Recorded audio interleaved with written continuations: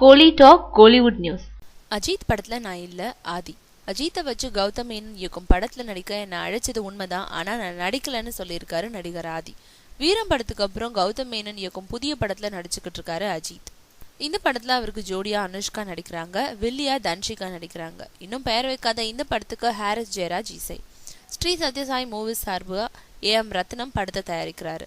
Police crime த்ரில்லரா உருவாக இருக்கும் இந்த படத்துல அருண் விஜய், ஆதி ஆகிய 2 பேரும் வில்லன்களா நடிக்கிறாங்கன்னு சொல்லப்பட்டது. ஆனா அருண் விஜய் மட்டும் அஜித்தோட இணைஞ்சு நடிக்கிறத உறுதி செஞ்சு அந்த தகவலுக்கு முற்றுப்புள்ளி வச்சாரு. ஆதி மௌனம் காத்தாரு. இப்போ ஆதி தான் விளக்கத்தை கூறியிருக்காரு. அதுல அஜித் படத்துல நடிக்க எனக்கு அழைப்பு வந்தது உண்மைதான், ஆனா சில தவிர்க்க முடியாத காரணங்களால அந்த படத்துல நான் நடிக்கலன்னு சொல்லியிருக்காரு ஆதி.